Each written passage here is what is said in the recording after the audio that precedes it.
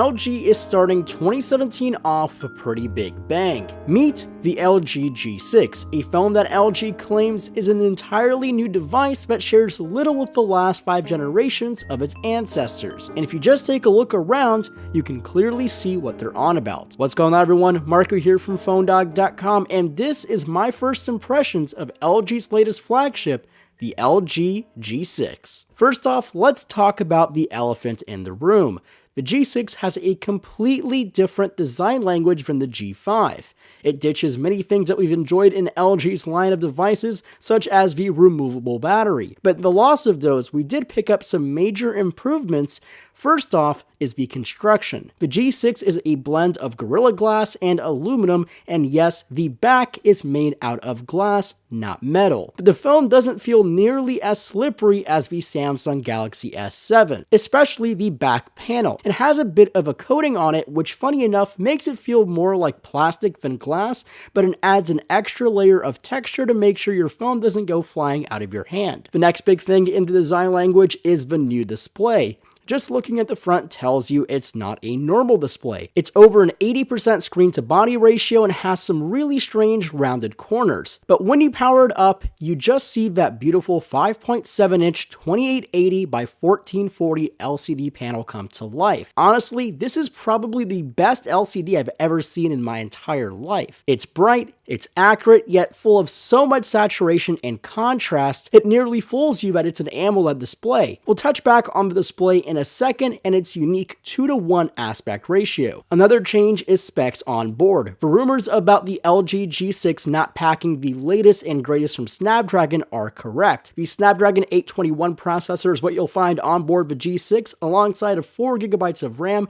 and the Adreno 530 GPU. You'll find expandable storage via microSD cards on the SIM tray for you who must have that, and the entire device is IP68 rated, so 1.5 meters of water for half an hour should be dealt with easily. So all of that is just specs on a piece of paper. The most important thing is how does this phone feel in the hand and how does it perform real world. Keep in mind that what you're looking at here is a completely pre-production device, so what you see here may be worked out before you can pick one up at a carrier, but simply put, the G6 feels great in the hand. I'm not crazy about the feel on the back of this device, but the phone does feel pretty solid. LG made it very clear that their display is not curved, and that's mainly for impact protection and not shattering if you drop it. Another cool bonus is its footprint. It's about the same footprint as the LG G5, but packs in a larger 5.7-inch display when compared to the G5 and its 5.2-inch display. Software-wise, the G6 is running 7.0, not 7.1 Nougat,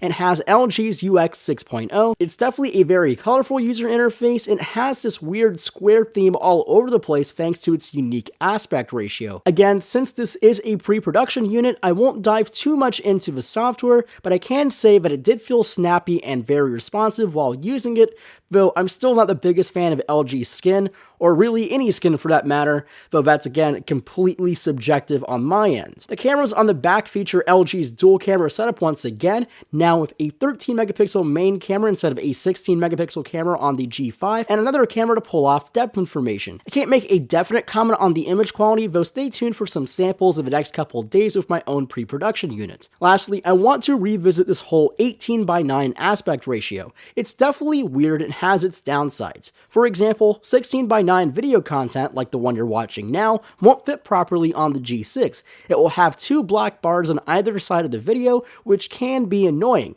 Actually, it is really annoying. But with more phones coming with this unique aspect ratio, I think YouTube and other content services like Netflix and Hulu will have a zoomed in mode which will crop into the video and make it fit fully. But as of now, YouTube content will have black bars and so will other applications. Overall, the G6 definitely looks promising for LG. Now we have to wait and see pricing and execution of the rollout. We got our hands on the G6 a few days before the official announcement at Mobile World Congress, so we did not receive any availability or pricing information other than it will be targeted to be a good value product. So take that however you want, but keep in mind it's still bearing the G6 flagship name, which probably will come with its flagship price tag. Hope you all enjoyed the content. I'll have some more G6 videos shortly. Make sure to hit that thumbs up button below and subscribe to be notified of when I upload that G6 content. And as always, my name is Marco Hanna, and I'll catch you in my next video.